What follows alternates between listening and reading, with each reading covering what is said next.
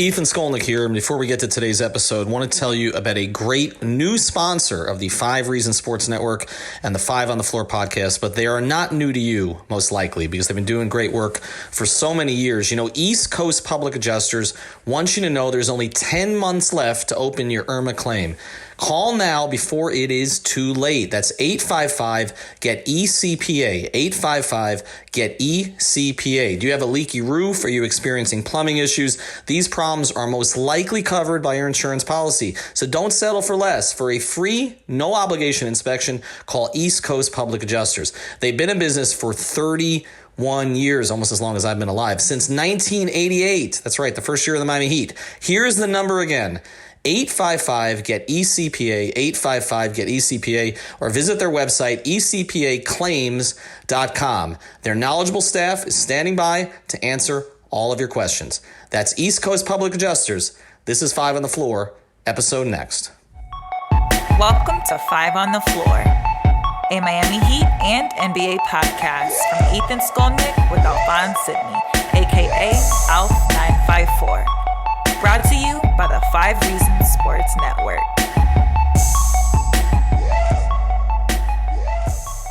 All right, welcome back to 5 on the Floor. Before we get to today's guest, Chris Silva, the surprising rookie of the Miami Heat, I want to play a clip from today's practice. This was right after practice ended, and this is Eric Spoelstra talking about Chris Silva and whether he expected him to make an impact at this time.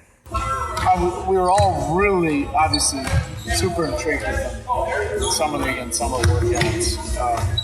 To say that we definitely had him slotted in to play early on. That wasn't the plan. We had some injuries. I like that defensive energy off the bench. We were getting that from DJ. Previous teams, we've had a guy like that different years. So he did what I always talk about. You make the coach watch you.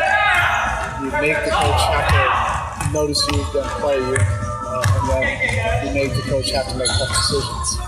And that's what he's doing, right now. Particularly when eventually we get everybody healthy, he's eventually going to put me in that spot where I have to make a tough decision. And that's what you want. That's what you can control as a player.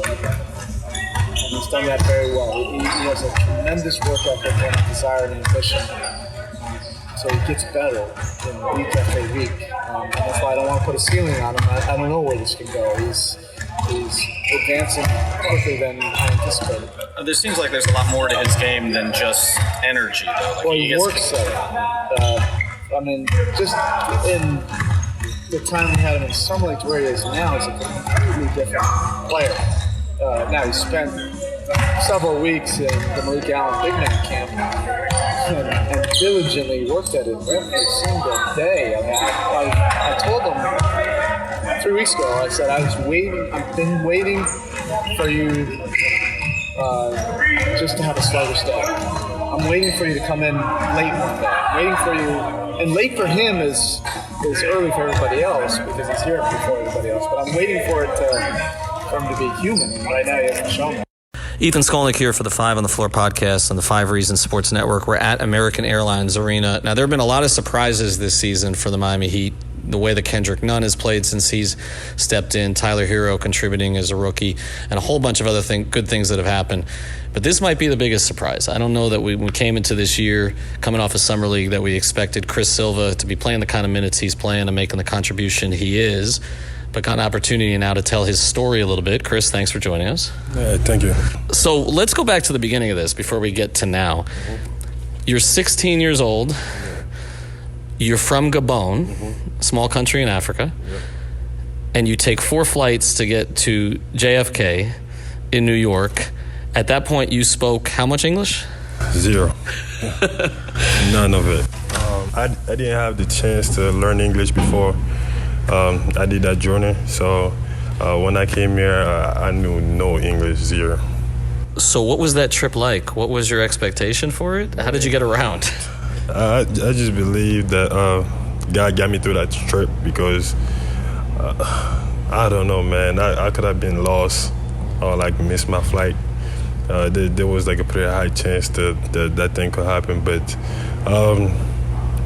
I was lucky to find somebody that was heading the same direction, going to Dallas, and we got close, start talking, and stay together the whole way. And he's the one that took me through my gates. Mm-hmm. So thanks to him, I got to JFK safe and sane. So when you first started playing basketball, how many of the rules did you understand? I want to say one, but probably not. But yeah, back home, there's no organized basketball, so all we do was, I joined the team just for fun and practicing with a couple guys and play pickup games and like just unorganized basketball. So coming to high school in New Jersey was the first time that I actually tried to learn how to play in the rules of basketball over here and try to learn how to play within the rules. When did you first realize that you were good, that you knew how to play the game? I never thought I was bad. It's just that coming here, I expected to do, I wanted to do great things. I wanted to go to the league. That was my dream since I grew up. I was a kid, and all I was saying was I want to be the first one for my country to make it to the league, but somebody beat me to it for... I actually beat you to it here, right? Yeah, Stefan Lasme. Yeah. he got his chance in the league, so... but even though he did it first, I fed off him. Wanted to my new dream was to make it to the league and try to stay in the league and try to be the first one to actually spend a long time here. So South Carolina, yep. Your minutes start to go up and up and up and up until you're a core player there. Mm-hmm. After your career there, because I know you said you wanted to go to the league, but after your career there, what did you think the chances were of latching on with an NBA team? It don't matter what I was thinking, but I was positive. I was my praying and everything. My workouts made me feel like I had a chance, and I stayed up watching the whole draft, and my country stayed up, watched the whole draft. I had people give me feedbacks the morning after. People actually didn't go to work to watch it, so I was disappointed after all the draft happened, but I received a message from the Heat talking about that they wanted me to come to the organization and have a shot. And just at that moment, I was emotional. I started crying, and my coach heard me crying from the next room and came, and it was just an emotional night. What did you know about the Heat organization before you got here? As we're sitting here, Alonzo Mourning just walked by. It's a locker room, right? You can hear the laugh. I know that laugh. What did you know about what they value and kind of what they valued in you? I know they are a championship organization because I watched a couple of playoff games with Ray Allen hitting that shots, and it was crazy. I was I think sophomore in high school, and I watched a couple of the games, and being from back home, you know. And that's Malik Allen. you don't watch a lot of NBA basketball, so I wasn't really used to watch NBA basketball. But a couple games I watched, playoff games and stuff. I learned a lot from Miami. So Summer League, Tyler Hero, because he was a first-round pick, and Kendrick Nunn, because of the way he played, got most of the attention. Mm-hmm. But how comfortable did you start to get with this organization during that period of time, particularly in Vegas? Just because they played the right way, I know Tyler was getting all the attention and Kendrick, but the way they play basketball, they teach people how to play basketball, made it possible for me to enjoy playing with those guys because they wasn't selfish and they was enjoying the game when they was in the court. So it was really easy to fit in and just enjoy the game and make an impact. Eric Spoelstra told me again today that the whole thing with young players is force me to watch you, then force me to play you, then force me to make a tough decision when everybody's back. I want to take you through some kind of rapid fire here stuff. The comparison that's being made by a lot of Heat fans is UD2. Yeah. That they see a lot of Udonis in you, and Udonis, undrafted free agent. There was more known about him from Florida and obviously growing up in Miami. Yeah. Undrafted free agent in 2003. He still won't go away. He's still here. He still has a key to the facility. What have your interactions with UD been like, and what do you pick up from his story and his game? Man, he just taught me a lot, since I've been here. Just because, first and foremost, because he's a disciple from Frank Martin. Mm-hmm. So, when I first saw him, it was like finally seeing somebody that coach was talking for like the past 4 years. So, learning what he did for this organization was great. So, I try to learn the most from him. Try to talk to him and see his approach to the game, and he stay focused and mentally prepare each night. So every night and then just stick with him and try to learn something. Frank has a reputation for being a little intense, I would say. Do you have one Frank Martin story you could share? Oh man, one Frank. Man, I don't think they're too intense, but I'm gonna try to find one. Man. He ever just totally lose it in a locker room, because there are some stories related to him with that. He pretty much loses a lot. Like when you don't do the right thing. Oh my God, he's big about it, but. The things a lot of people don't see is the Frank that's off the court, man. Off the court, he's hilarious, caring, and there's always it's not a story about him losing, but the story that sticks me the most is my freshman year when we had a hurricane in South Carolina, and the water was dirty and it was raining. And Frank lives something like 45 an hour, away from from a dorm. Mm-hmm. But he drove in under the rain, brought food and water to the players, and when we were just thirsty and wanting to eat and all that, he just came up and we was what kind of coach just drive an hour away? Just to he could have just called the managers or tell somebody to bring us stuff, but he drove himself under the rain, and that's the story that probably stick the most to me. Have you found Gabonese food in Miami yet? Gabonese food. What is Gabonese food? Explain it to people who don't know. Man, it's just it's a lot of chicken, homemade cooking. There's not a lot of fast food, so there's a lot of dishes that back home you don't really eat fast food. So a lot of chicken, rice is a big deal.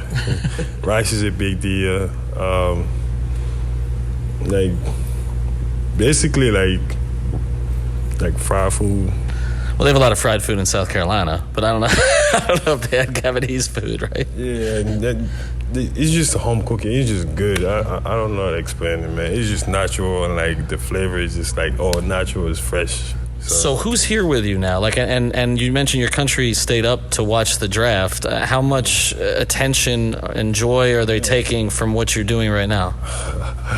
It's big. It's actually crazy. After every game, man, I see people just try to reach out to me. Wherever on Facebook, Instagram, or Twitter,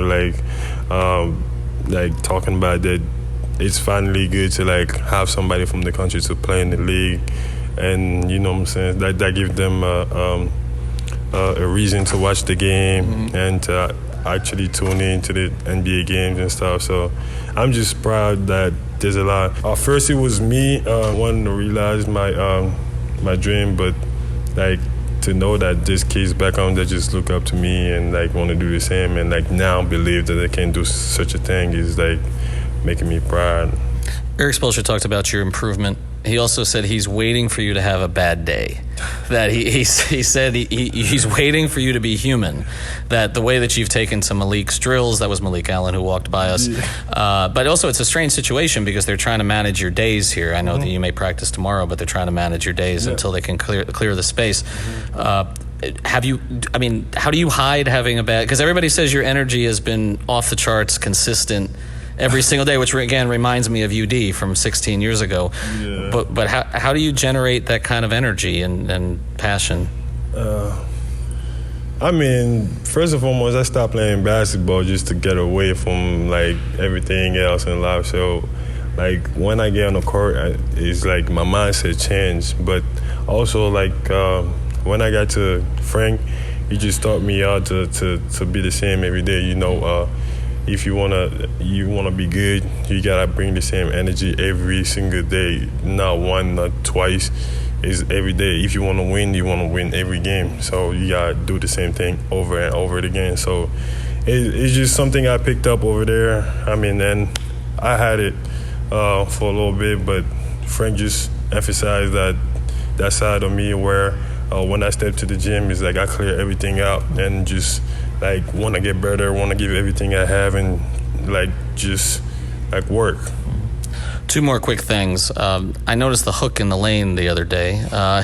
Where do you think you've made the most growth? Because, you've kind of been characterized as an energy player, right? Rebounds, you change the dynamic of a game when you come in, but we've seen skills that have kind of risen to the surface here a little bit. Where have you made the most progress? I work on my game, but we got so many players in this team that can make plays that I feel like I don't really need to make plays, but like whenever my skills are needed, I can surely do a lot of things. Final thing before we let you go, I know you got a meeting now. You need a nickname. What's the nickname? What should we throw out there on Twitter and other places? Back in college, my teammates used to call me Silverback just because the energy and like how like strong I like to be on the court and like just how I love like having contacts and all that. Silverback Gorilla. Silverback Gorilla. Yeah. I see that. That's the Instagram thing that you got going. Yeah. And Bring Home the Bacon? Yeah. Is that the other one? Yeah, that's something from freshman year, a quote that I read, and they just like remind me of my journey. So every time when I say bring the bacon, it's like every day bring what you got. All right, bring the bacon. Thanks a lot. Thank you. All right, thanks to Chris Silva for joining us. Look for more player interviews in the future. Now, stick around because I've got something after we introduce you to another of our sponsors that you're going to want to hear about.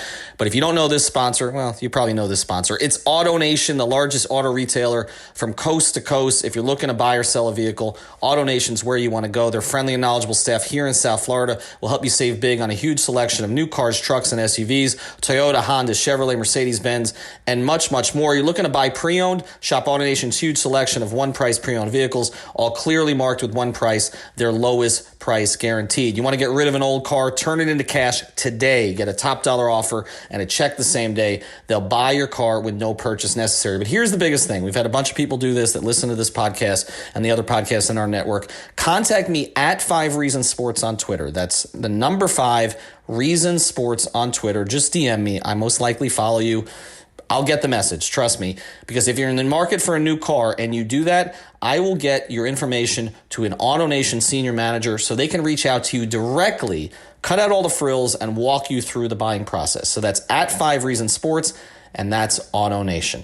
Before we go here today, I want to let you know also that we've got a watch party coming up on the 27th of November. That's going to be for the Heat and the Rockets at Duffy's in North Miami Beach. It's the best Duffy's you've ever been to. Trust me. We've had a bunch of watch parties there already. Always a great time. We get more than 50 people there. Everybody watching the game on big projectors. And I'm telling you, the view is terrific. So Duffy's, North Miami Beach, the 27th, Heat at Rockets. Remember, we're on a 1-game winning streak. We would just watch the Heat beat the Bucks earlier this season. So come check that out. And here's the thing. We're going to be giving away 3 T-shirts from our store, our 5reasonsports.com store. If you come out there and you can pick any one of the T-shirts you want. Tyler Harrow has his T-shirt right now. Udonis Haslem has his T-shirt. There's Jimmy Butler T-shirts, lots of Heat shirts, some Dolphin shirts, Panther shirts too. Duffy's, November 27th. Heat Rockets.